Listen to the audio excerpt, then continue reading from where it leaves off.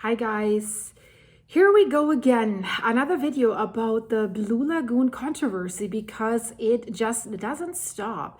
I told you a few days ago that the Icelandic newspaper MBL.is had basically reported what the Blue Lagoon was saying about the evacuation. They were calling it like a soft evacuation, claiming that they did evacuate in time before the eruption started. But then, unfortunately for them, a YouTuber, Walk With Me Tim, he was there and he filmed everything. He filmed when the sirens started at 6 a.m. And at 6 a.m., that was when the Icelandic MET Office also confirmed that's when the eruption started. And when he's getting out of the Blue Lagoon Hotel, you can see the eruption in the background, and he even feels the heat in his car. And the clock, when he finally gets out of the Blue Lagoon parking lot, the clock on his car indicates that it's 6:23 a.m. So the eruption had been in full force. And we also know that the lava, which has now won the prize for the fast flowing lava ever recorded, was on speed dial flowing towards the main evacuation road, Grindavik, that the tourists have to take north away from the Blue Lagoon and towards Keflavik Airport or Reykjavik. So it's a controversy. Why were they not saying the truth? I mean, it's a big industry. It's a big part of the Icelandic GDP. The Blue Lagoon is their most important tourist attraction.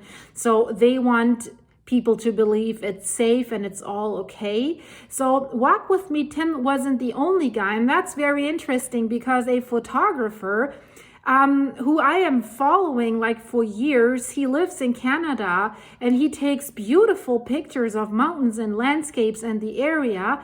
Paul Tsitska, he was there too with a group of photographers or social media guys. He didn't stay in the Blue Lagoon Hotel. I think he stayed in the Northern Lights Inn, which is a little bit further out of the Blue Lagoon area, but as little bit closer to Grindavik, and he has also documented the same thing. I'll put the link to his Instagram post. There's a video.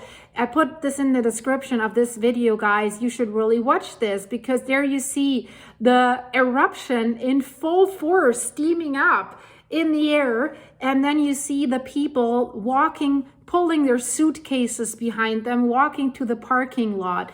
And he said that they just made it out of there before the lava was flowing over the road, over Grindavik. And the funny thing is that now MBL Iceland is reporting this, and I really have to tell you what they're reporting because they're mentioning nothing like, oh, these guys, it was really like no warning time, and had the eruption been closer to the Blue Lagoon area, this would have ended very badly. But no, they're not saying that, and I'm surprised that they even mentioned these two guys. So for Paul Tsitska, they're just saying that he was in Iceland with a group of foreign photographers when a volcanic eruption began between Sutnuk and Stora Skogfell in the morning of February 8th. So yes, he was in Iceland when the eruption began. And now they're saying they stayed in a hotel a short distance away from the eruption area, and that hotel had to be evacuated quickly, and that Tsitska describes the experience as unforgettable. So there were 14 photographers, and they had been traveling around the country to take like nature photographs, because that's what Paul also does mostly. And so they had also decided to stay in the Reykjanes area to visit the Blue Lagoon. And then it says that their plans changed quickly when they were woken up early in the morning during the for an evacuation due to the eruption. So the eruption, this hotel maybe was a little earlier because they were saying it was a very eventful way to end our journey. So he says that some group members woke up by themselves from the earthquake swarm that was happening around 5:30. So the earthquake swarm was happening earlier, so they woke up. But he says others were sound asleep when then workers from the hotel were pounding on the hotel room door and said they needed to evacuate the area because an eruption had begun. So he confirms the people were not out of the hotels when the eruption had begun. So the Blue Lagoon has stated something totally different. They basically stated that everyone was evacuated safely, and they indicated that it was like a precautionary evacuation, which is not true, because you see the sirens are going off in Walk With Me Tim's hotel at 6 a.m. And so basically the sirens went off when the eruption started to be visible. And like I said, scientists have said there is a risk that an eruption could happen inside the Swartsengi area, inside the Blue Lagoon, inside the power plant. And then what? Let's say they're lucky and it's just, closing the road and you can't get out there. It's volcanic rocks everywhere. You can't just run away. You need to rely on the roads that are there. So this is very, very risky. And yes, the chances were more likely that there would be another eruption in the Sutnuka crater series. But with every time that this magma chamber expands and contracts and expands and contracts, the crust on top of it gets more brittle. And if you have seen my last video, the Campi Flegrei supervolcano near Naples in Italy has basically the same issue right now because it keeps expanding. It hasn't subsided yet. It keeps expanding. So there is a risk because the rocks have reached their elasticity. There is a risk, and magmatic gas has already flown into the rocks there. So now there is a risk that it might crack, and then magma could find a way right there to the surface. And that's a risk that is present for the Swartsengi area. And they don't know enough about that volcanic system so that they could say with 100% certainty that it is safe there, because this system has been dormant for the last 800 years. So they don't know much about it, and what they can, the current technology can only measure land uprise or land sinking and earthquakes. And that are the only indications to maybe predict an eruption, but predicting where, that is very difficult. That you can basically only predict when you see where the earthquake swarm is happening that comes before the eruption, but then you have little to no warning. So what Paul Tsitska says, that they were in the parking lot in less than 20 minutes. They had their luggage with them. And he said, we were there on the parking lot under this huge orange column that rose behind the mountain. So in addition to that group, there were 15 other people staying at the hotel. And then they were transported to nearby towns for safety. And Tsitska says the group just got out of the area in time before the lava crossed the road. And after they were out of the danger zone, they were also allowed to stop and take some pictures. And of course, he says this was the highlight of his trip. Of course, I totally understand that. And they also saw that at that time that the eruption was spilling lava up in the air. He says probably 50 to 80 meters, which is about right. And everything was orange. He says the snow reflected the color everywhere, and it was unforgettable, to say the least. So this is what MBL has reported, but they're basically throwing this out in the air, but they're not commenting. But if you read that report, it basically confirms they haven't been evacuated before the eruption. And I'm raising the question again. Everyone knew there is going to be an eruption, and the scientists have said we're not talking about weeks, it's going to happen in the next few days. But they kept everything open, and they were risking it again after they already had two or maybe even three on November 10th in the middle of the night evacuations. And this time, I mean, they should have learned from the past, but no, they didn't. So this is again shocking to me, and I'm making this video because in the comments a lot of people have said that Walk With Me Tim's timestamp is wrong, and you know, how can you tell that the sirens really just took off at 6 o'clock, and that's not true, and yada yada yada. And I'm happy to listen to that because there's always it could always be wrong. But since he drives out and he films his car when he leaves the parking lot, and his car shows the time, 6:23 a.m.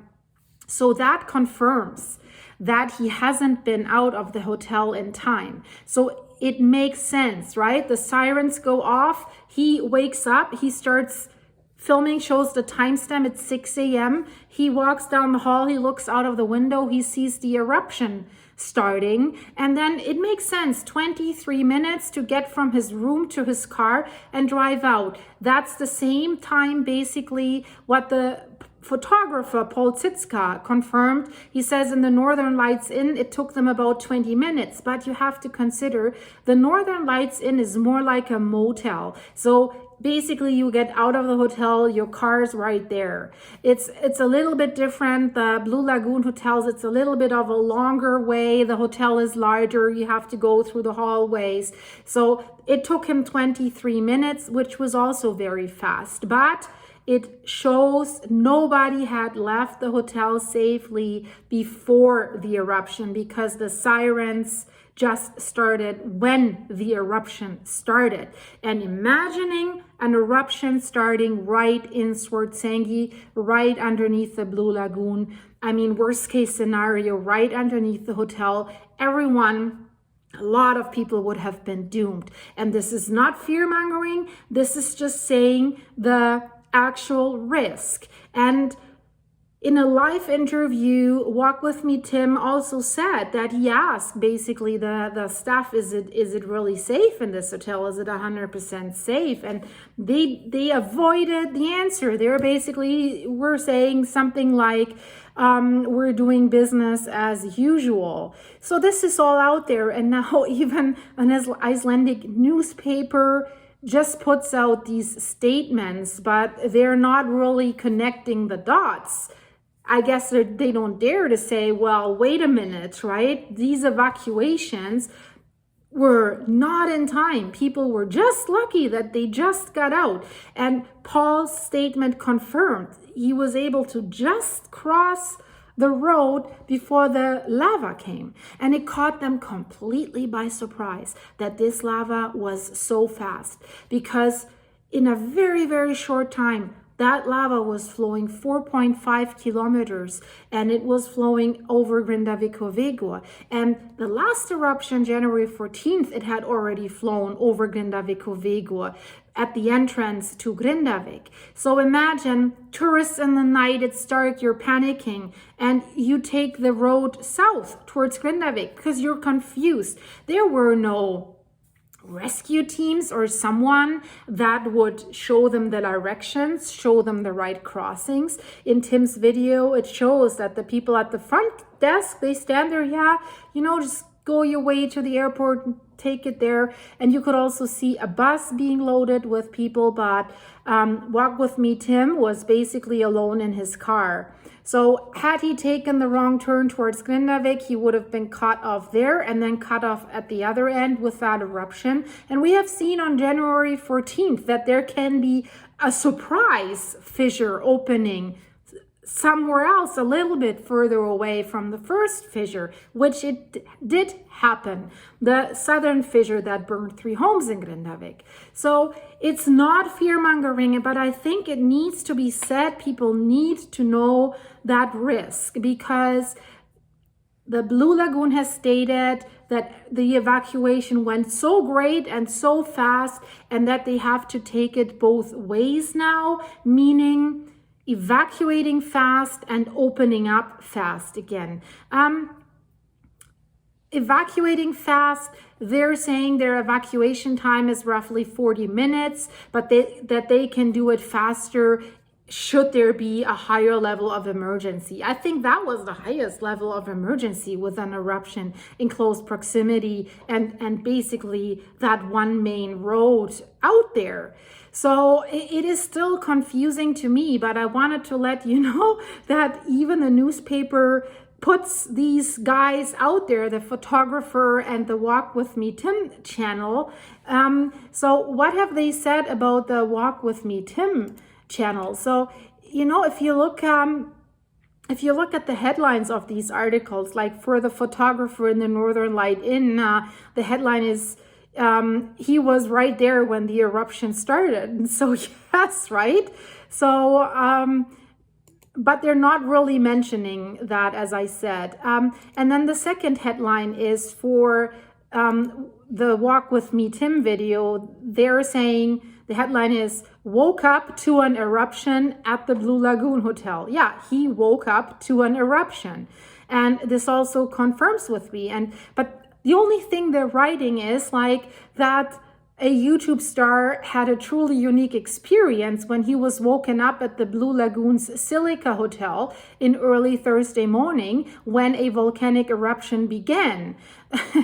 And then they're talking about his channel, and then they say that he has published a video of the eruption where you can clearly see the magma as it's spilling out, and then they're saying, and they're confirming it. You can see the magma coming, the lava spilling out, and you can hear warning sirens blaring in the Swartsengi area. And then they're saying he then had to drive by himself to the Keflavik airport because he was supposed to fly home on that day anyways. And then they're also writing that he stated that he could feel the heat from his car when he was driving by the eruption. And then they're just saying that he's a travel blogger who says that he would not forget that event anytime soon, and that he also made comments in his video about the hotel himself. So basically, that's all they're saying. And it's like,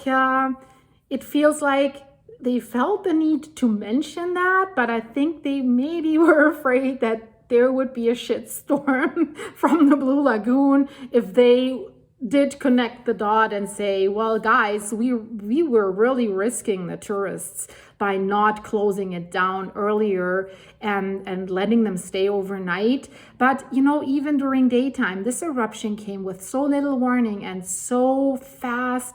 If something happens near the pool and people are in there or underneath the pool, it's just a disaster. And, you know, there is evidence. I mean, they're worried a lot about their tourists, and I get it. They have to finance a lot. They have to buy out the residents of Grindavik. They have to build protection dikes, probably around Reykjavik as well, because we know there's 2 volcanic systems that could send lava towards Reykjavik. They need to protect the other power plants that they have, because they have now learned how fragile their infrastructure is since the Reykjanes Peninsula has woken up, not only by the earthquakes, but also by the lava flow. And this lava flow was something else. So it was not, their flow models did not estimate that it would reach the Grindavik-Ovego road that quickly. So they even had a gap still open in the protection wall for the Swartsengi area,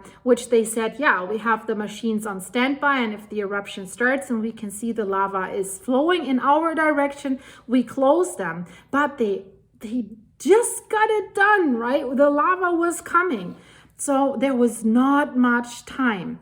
And the lava did flow over the heat supply for the southern Reykjanes Peninsula, the Sodornis area, and destroyed the pipes that deliver the hot water, which is also not only the hot water for the homes, but also the heating system. And they don't have a backup system with natural gas or anything. So homes were without heat for quite a while in the winter when it's really cold. And then all the electric heaters were sold out. People were heating with electric heaters, which was blowing the grid in areas. And they said only one heater per household. You're blowing the grid. Don't charge your electric cars. So they have realized they need to protect these power plants, and that costs a lot of money. And tourism is their main industry. And of course, since December, some hotel bookings have gotten less, but overall, their tourist numbers are still rising again after COVID. So the projections are not bad. But what they have noticed, the people that are coming, they're staying less days and they're spending less money. But that has nothing to do with the eruptions. That has to do with the economies worldwide and inflation and everything. And everyone who travels to Iceland says it's expensive, and it makes sense because everything has to be brought to that island. So transports cost, that's high. So that is not surprising. So, and in light of that tourists are spending a little less, closing the Blue Lagoon worries them because they worry about the money. But as I said before, I don't think tourists should be a commodity. And I read some comments where users said, well, can't they close it down and ask for financial help from other countries? I think that would be the way to go. Because if something happens to a tourist there, that will damage their reputation for a very, very long time. And right now it's still, as soon as the Blue Lagoon opens again, the people are going there. It was almost booked the night when the eruption happened. So there seem to be adventure seekers, or maybe people still don't know about the risk. I mean, you guys, you are watching my videos, and of course we know, because we have been following these eruptions, these earthquakes. We have been following what's been going on in Grindavik and the Blue Lagoon basically since November or even longer. So we definitely know, we know that there's a magma chamber underneath Swartsengi. We know what's happening with the magma intrusions, the magma dikes. We know exactly where the last eruptions were, and now we've learned how this volcanic system is behaving, and we know that the next eruption is imminent because the land keeps rising again. And the interesting thing here is that magma chamber keeps expanding, and then it only subsides a little bit with each eruption or intrusion. So it's not that everything goes back to normal. No, it keeps rising, it goes down a little bit, then it keeps rising, it goes down a little bit, and then it keeps rising. But overall, it still keeps rising. So is this an indication that we could see little eruptions that give a little bit of a relief, and then it's rising again, but will that eventually lead up to something bigger? If the pressure is really way too high, can it burst underneath Swartsengi? Who knows? So I think now that the magma chamber has to fill up again a little bit, it might be safe for a week, for two, but then close everything down again. That is just my opinion. It is really risky in my opinion. So we will have to see how things develop and how long they keep everything open again. And yeah, the next eruption is imminent, guys, so stay with me. I'll keep you updated about all of that. And if you liked that video, guys, it would be absolutely awesome if you could leave this video a like and leave me a comment. What do you think? How high is the risk for the Blue Lagoon? Leave me a percentage, like 100% is super high risk, and 0 is no risk. So what do you think? And let me know. Would you still go to the Blue Lagoon? Would you like to have an adventure like Walk With Me, Tim? Would you seek that adventure, like going there and hoping that the sirens go off so that you can be live there when the eruption happens? Would you take that risk? I know they have reported some American tourists were driving around the area, I think even on eruption day, asking whether they can get to the Blue Lagoon and whether it's open. And maybe they didn't know exactly what is happening, right? It is difficult if you're not so into the topic. So it's definitely going to be interesting. So leave this video a like, please. And if you are not subscribed yet and wanna see more of me in my channel, it would be absolutely awesome if you could subscribe. And thank you so much for your ongoing support, guys. It's really heartwarming, the super set you sent me to support my farm. And of course, the coffee's on my buymeacoffee.com website. And I'll post some screenshots of Paul's video there, and also Walk With Me Tim's, just some screenshot in my post section, so you can look at it there.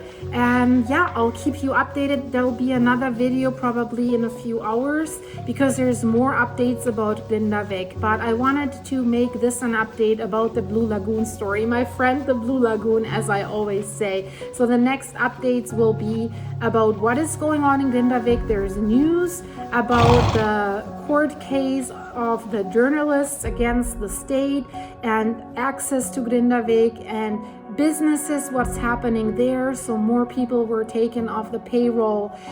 So lots of news. I'll release this video after I release this video, probably in the morning my time, maybe for coffee time for you guys, but it'll definitely come. So thank you so much for watching, guys. I'll shut up now. I see you soon. Bye bye.